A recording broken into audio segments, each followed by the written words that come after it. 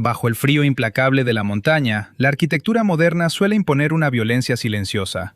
Frente a la fachada imponente del nuevo centro de retiros, una inversión eclesiástica de 12 millones de dólares, concebida bajo el brillo del mármol y la exclusividad, los reflectores de los fotógrafos y las conversaciones medidas de los donantes, marcan el ritmo de un evento cuidadosamente coreografiado. El cardenal Matteo Bescari espera en el vestíbulo, impecable, proyectando la serenidad de quien administra el poder con precisión matemática. Todo está dispuesto para la bendición solemne. Sin embargo, el centro de gravedad de la escena no se encuentra en la comitiva oficial ni en los amplios ventanales que dominan las pistas de esquí, sino a unos pasos de la entrada principal, donde el Papa León se ha detenido por completo, negándose a cruzar el umbral. La mirada del pontífice no busca a las autoridades ni las cámaras, sino a una figura solitaria que permanece al margen, fuera del protocolo y de la lista oficial de invitados. Es una mujer de unos 78 años, envuelta en un abrigo de lana oscura con los codos visiblemente desgastados por el tiempo. En una mano sostiene un pequeño termo, en la otra, una llave de latón atada a una cinta azul descolorida. Su voz, carente de cualquier demanda de estatus, formula una petición sencilla que choca frontalmente con la rigidez del dispositivo de seguridad. Le habían dicho que podía esperar en la antigua capilla. Ante la incomodidad del guardia que baja la mirada y admite que ella no figura en los registros, el cardenal Bescari interviene de inmediato con una sonrisa pulcra y calculada. Faltan exactamente 18 minutos para el inicio de la ceremonia, y el prelado sugiere resolver el inconveniente en privado, clasificando a la anciana como una simple antigua residente del valle y atribuyendo el incidente a una confusión sobre el derecho de acceso. Pero la respuesta no disuelve la tensión, la profundiza. La mujer levanta la llave y pronuncia una cifra que actúa como un ancla de verdad frente a la estructura corporativa. Su esposo mantuvo abierta esa capilla durante 41 años. Ante esa declaración, el pontífice da un paso atrás, apartándose definitivamente de las puertas principales. Su postura es categórica. No se bendecirá absolutamente nada hasta comprender con exactitud qué abre esa llave de latón. El murmullo de los benefactores se extingue en el acto. Bescari se acerca, intentando imponer la urgencia administrativa que rige las grandes transacciones institucionales, advirtiendo que la transferencia legal de la propiedad vence de manera irrevocable al mediodía. Son las 11:42. Quedan 18 minutos exactos. Al ser interrogada con serenidad por el pontífice, la mujer revela su identidad, María Bellini, y su motivo resulta aún más desconcertante para la lógica de una corporación multimillonaria. No ha venido a reclamar tierras ni a exigir compensaciones económicas, sino únicamente a encender una vela por su difunto esposo. El Papa abre la puerta personalmente para permitirle el paso. Al entrar, María se limpia los zapatos con meticuloso cuidado antes de pisar el mármol pulido, un gesto cotidiano de respeto que contrasta con la frialdad del entorno. En la etiqueta metálica adherida a la llave, una inscripción revela el nombre del espacio original, Capilla de Santa Lucía. Mientras el cardenal intenta reconducir la comitiva hacia la sala de recepción principal, María se detiene en seco frente a una sección de piedra antigua integrada de manera decorativa en el vestíbulo contemporáneo. Su rostro cambia al reconocer el muro del antiguo altar. Directamente debajo de los sillares originales, una placa de bronce recién instalada anuncia la nueva función del espacio sagrado, salón privado para miembros exclusivos. El pontífice se acerca, toca con los dedos la cruz tallada que aún sobrevive cerca del nivel del suelo y ordena retirar el letrero de inmediato ante la parálisis del personal. Cuando un empleado descuelga la placa, la sonrisa de Bescari desaparece por completo, intentando justificar la reforma bajo el argumento de que el diseño preservó el patrimonio local. La fractura conceptual entre el valor espiritual y la explotación inmobiliaria queda al descubierto en ese instante. Ante la pregunta directa del pontífice sobre el destino del templo y de los fieles que oraban en él, el cardenal responde con el lenguaje aséptico de las finanzas. La capilla fue incorporada a un complejo turístico y los habitantes fueron debidamente compensados durante la adquisición para constituir una inversión de la iglesia. Quedan 17 minutos para el mediodía. En la antesala de una operación legal que pretende consumarse contrarreloj, se abre el interrogante fundamental que ninguna estructura financiera puede evadir. ¿A qué costo humano y moral se edificó verdaderamente este santuario del confort? Para eludir la mirada de los testigos en el vestíbulo, el cardenal Bescari conduce al Papa León hacia un comedor privado que domina las laderas nevadas. El tono del prelado no es arrogante ni abiertamente ambicioso, y esa templanza calculada lo vuelve aún más peligroso dentro de la lógica institucional. Con ademanes medidos, explica que el complejo fue concebido como un motor financiero destinado a sostener obras de caridad. Los huéspedes adinerados pagarían tarifas de lujo para que los beneficios económicos financiaran clínicas parroquiales, sacerdotes retirados y familias de ancianos en situación vulnerable. En su discurso, la opulencia no es un fin en sí misma, sino un activo estratégico puesto al servicio de la misericordia. Frente a los ventanales que exhiben 3 terrazas climatizadas construidas sobre la montaña, el pontífice desmonta la retórica oficial mediante la crudeza de los números. A la pregunta directa sobre el costo total de la obra, Bescari responde con la cifra exacta, $12 millones.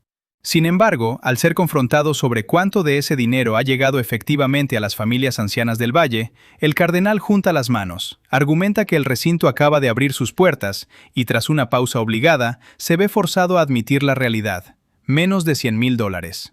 12 millones invertidos frente a menos de 100.000 entregados. Ante la observación de que las inversiones requieren paciencia, León indaga si los antiguos propietarios sabían que en sus tierras se levantaría un complejo de esquí de alta gama. La respuesta de Bescari vuelve a refugiarse en la legalidad contractual de las indemnizaciones y en una justificación que repetirá a lo largo de toda la mañana. Se actuó con estricta prudencia para rescatar un valle en decadencia, donde las granjas cerraban, los jóvenes emigraban y los ancianos ya no podían sostener sus hogares.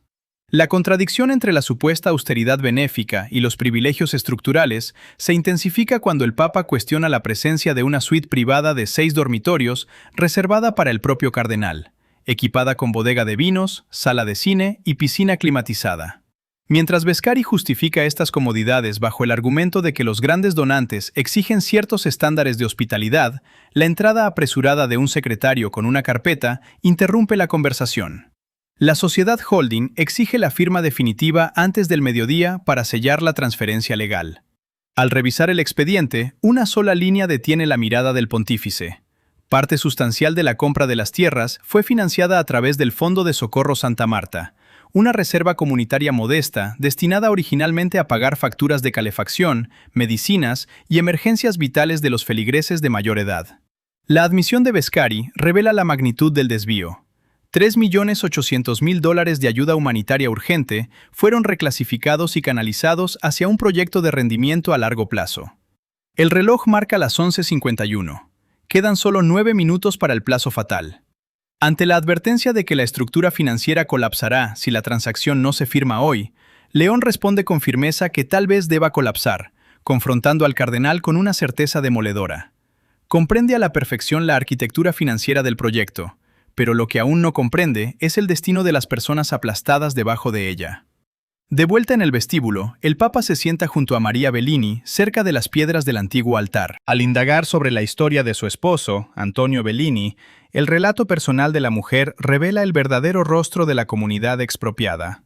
Antonio mantuvo abierta la capilla durante 4 décadas, reparando el tejado, paleando la nieve y tocando la campana incluso cuando solo acudían 3 personas a rezar. Regentaba un modesto hotel de 12 habitaciones, donde solía dar cobijo gratuito a quienes no podían pagar. Cuando la Oficina de Desarrollo Eclesiástico se presentó con planos que prometían una casa de reposo para viudas y sacerdotes convalecientes, Antonio se resistió hasta que le aseguraron que el muro de piedra y la campana serían preservados. Sin embargo, al examinar la fecha del contrato final de compraventa, firmado supuestamente por Antonio el 17 de febrero, María extrae de su bolso una tarjeta hospitalaria. Su esposo había sufrido un derrame cerebral masivo el 12 de febrero, quedando completamente incapacitado de la mano derecha. Aquella firma legalmente válida no pertenecía al hombre que había dedicado su vida a custodiar ese lugar. La revelación sobre el estado físico de Antonio Bellini fractura de inmediato la aparente pulcritud del expediente de compraventa. Cuando María confirma que una sola persona de la oficina inmobiliaria visitó a su esposo postrado en el hospital, una voz rompe en silencio a sus espaldas. Paolo Rizzi, el joven trabajador que momentos antes había servido el té a la anciana. Su padre había formado parte de las cuadrillas de construcción tras la venta de las tierras y conservaba una prueba oculta. Paolo guía al pontífice hacia un cuarto de mantenimiento en el sótano, donde, en el fondo de una vieja caja de herramientas, yace la fotocopia doblada de una oferta de compra inicial. En ese documento primigenio figura la verdadera firma de Antonio, un trazo grande, irregular y tembloroso por los años de trabajo rudo. Al contrastarla con la rúbrica del contrato definitivo, suave, breve y estilizada, la evidencia material resulta indiscutible. No fueron trazadas por la misma mano. El padre de Paolo había guardado ese duplicado, sabiendo que algún día alguien haría las preguntas correctas. Al regresar a los espacios principales, León exige el expediente original de la propiedad. La resistencia de la estructura jerárquica no tarda en manifestarse. El cardenal Bescari aparece en el umbral, visiblemente perturbado, advirtiendo que el procedimiento se ha vuelto totalmente irregular. Cuando el Papa le muestra la fotocopia y confronta la anomalía de la firma, el prelado desvía el eje ético hacia la utilidad social del proyecto, reiterando que la obra creó empleos, preservó el valle y transformó propiedades en declive en activos productivos, todo bajo el estricto marco de la prudencia. Pero la réplica de León es tajante al cuestionar si Antonio sabía que sus tierras estaban siendo adquiridas para levantar un centro de esquí de lujo. El reloj del pasillo marca las 11:58 y un secretario baja las escaleras con urgencia para advertir que la línea de transferencia está esperando. Si no se firma antes del mediodía, la transacción multimillonaria quedará anulada. La respuesta del pontífice es devolver el documento a Paolo con una orden terminante. Nadie firmará nada. Ignorando las protestas de Bescari sobre la imposibilidad de congelar un patrimonio de 12 millones por una discrepancia documental, el Papa se dirige a María para comprobar si su llave de latón aún puede abrir la capilla. Guiados por la mujer a través de un corredor estrecho detrás del salón exclusivo, se detienen frente a una puerta de madera restaurada, cuya cerradura original ha permanecido intacta. Al girar la llave, el interior expone la profanación funcional del espacio. Sillones de cuero, una mesa de juego y un mueble bar de licores ocupan el recinto sagrado. El nicho de piedra donde antes se custodiaba el sagrario alberga ahora botellas importadas de whisky. María contempla el estante en silencio, recordando que su esposo lo pulía con devoción cada sábado. Con un movimiento firme, León cierra las puertas del gabinete de bebidas y declara cancelada de manera definitiva la transferencia legal. Frente a los intentos desesperados de Bescari por tratar el conflicto a puerta cerrada para evitar un escándalo corporativo, el pontífice rechaza cualquier acuerdo bajo cuerda. Si el desalojo y la persuasión de las familias se habían realizado de forma pública, si la consagración del lujo se había celebrado abiertamente y la capilla se había convertido en un adorno a la vista de todos, la rectificación no desaparecería tras el secreto de un despacho. El Papa ordena reunir en el gran comedor a los benefactores adinerados, al personal operativo, a los delegados parroquiales y a los antiguos propietarios del valle. Haciendo sentar a María a su lado, en el centro de la mesa principal, coloca sobre el mantel 3 elementos que resumen el choque moral de la institución: la fotocopia de la firma falsificada, el expediente del Fondo de Socorro y la desgastada llave de latón, preparando el escenario para una confrontación pública irreversible. En el silencio tenso del gran comedor, los 3 objetos alineados sobre el mantel dictan los términos del juicio: la fotocopia desgastada con la firma falsa, el expediente financiero del Fondo de Socorro Santa Marta y la llave de latón con su cinta descolorida. Frente a la asamblea de donantes, personal de servicio, representantes de la parroquia y los pocos antiguos residentes que lograron entrar, el pontífice formula una sola pregunta directa a Bescari: ¿a quién fue construido para servir este lugar? El cardenal intenta refugiarse una vez más en la abstracción institucional, respondiendo que a la Iglesia y a los intereses a largo plazo de su obra caritativa. Pero León desmantela la coartada tocando las páginas del expediente. $3.800.000 destinados a la calefacción y a las medicinas de ancianos vulnerables fueron reclasificados, tomados e inyectados en una estructura de lujo bajo la excusa de la prudencia. Con un tono desprovisto de grandilocuencia, el Papa expone ante la sala la realidad de los hechos. Una mujer que llegó esa mañana con la única intención de encender una vela por su esposo, un hombre postrado en el hospital que ya no podía sostener una pluma, y una capilla consagrada convertida en un salón privado de licores. Al ceder la palabra a María, su voz suena tan suave que los presentes se inclinan hacia adelante para escucharla. Lejos de buscar venganza, la anciana declara que no desea que nadie sea castigado por su causa, sino únicamente que se deje de afirmar que Antonio consintió algo que jamás habría aceptado. Ante esa dignidad elemental, Bescari baja la mirada. El interrogatorio final no deja margen de escape. El cardenal admite haber autorizado la adquisición, haber sabido que Antonio estaba hospitalizado y haber sido plenamente consciente de que el hombre no podía escribir. Cuando intenta desviar la culpa hacia la oficina local, alegando que el consentimiento se daba por sentado, el pontífice sentencia el quiebre ético de la jerarquía. Creyeron que el resultado justificaba el método. El sonido accidental de una cuchara al caer contra un plato subraya la parálisis absoluta del auditorio. Sin conceder tregua burocrática, León toma la carpeta y firma un decreto de emergencia que despoja de inmediato a Bescari y a su oficina de desarrollo de todo control sobre el complejo.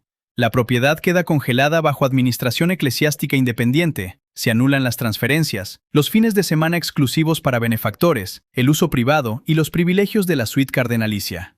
Antes de las 12:10, la corporación de 12 millones ha dejado de pertenecer a sus promotores. Cada familia engañada recibirá una revisión completa, con restitución o compensación justa, y el fondo de socorro será reintegrado íntegramente mediante la venta de la colección privada de vinos, los equipos del cine exclusivo, los muebles importados y la cancelación del contrato del helicóptero.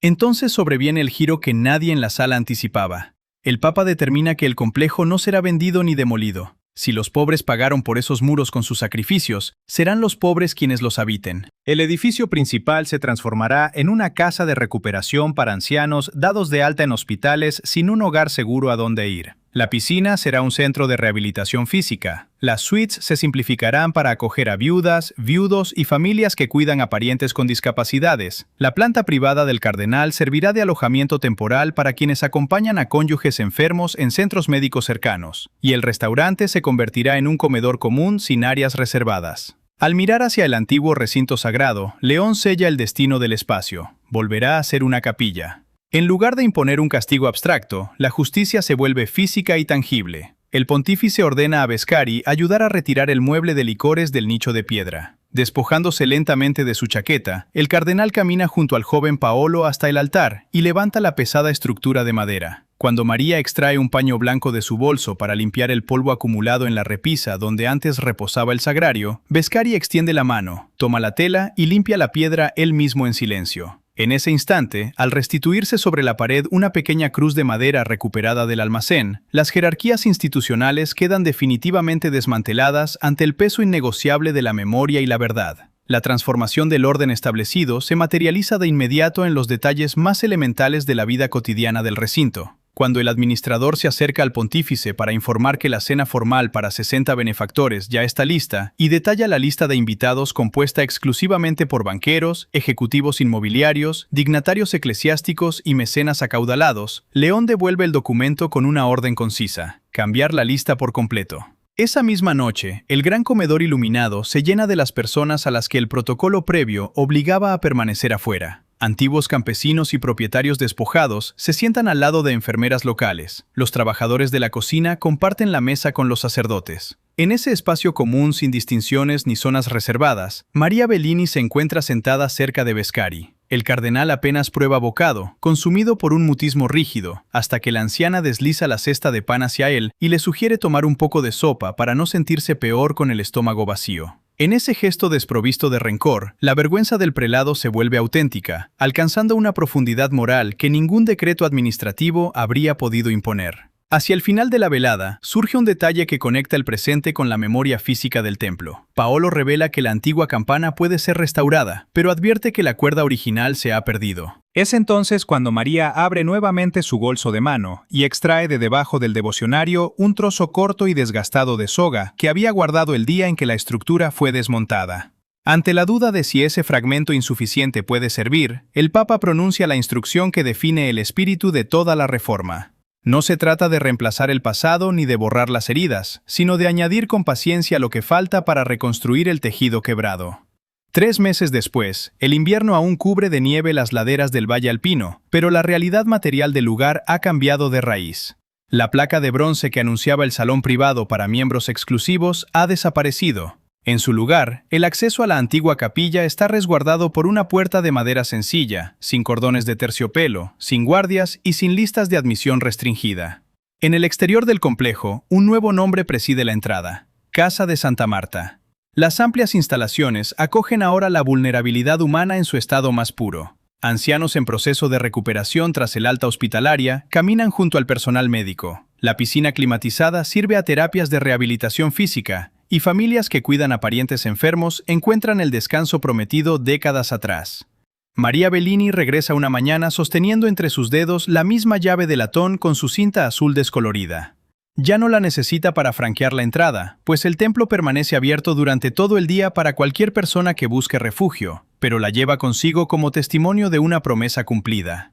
Al cruzar el umbral, comprueba que el nicho de piedra está limpio, ocupado ahora por un pequeño sagrario en lugar de las botellas importadas, y que la modesta cruz de madera reposa nuevamente sobre el muro del altar. Al alzar la vista hacia la puerta, cuelga la soga restaurada de la campana. Una cuerda nueva, gruesa y firme, que lleva cuidadosamente entretejido en su extremo inferior el pedazo desgastado que ella custodió durante años, tal como ordenó el pontífice para que la memoria del sacrificio permaneciera siempre visible. Frente al altar que su esposo Antonio cuidó y pulió durante más de 4 décadas, María enciende finalmente una sola vela. A su lado entra un anciano apoyado en un andador acompañado por una enfermera, seguido por una viuda que contempla las montañas alpinas por primera vez en su vida. Nadie les exige credenciales de membresía, ni les pregunta cuánto dinero han aportado a la institución. Mirando el reflejo de la llama sobre la cera y la llave de latón que descansa inútil en su mano, la verdad del lugar se revela con serena contundencia. Durante años, los administradores del poder trataron esa llave como el vestigio insignificante de un pasado desechable. Ahora ya no abre nada importante, simplemente porque la puerta ha quedado abierta para siempre.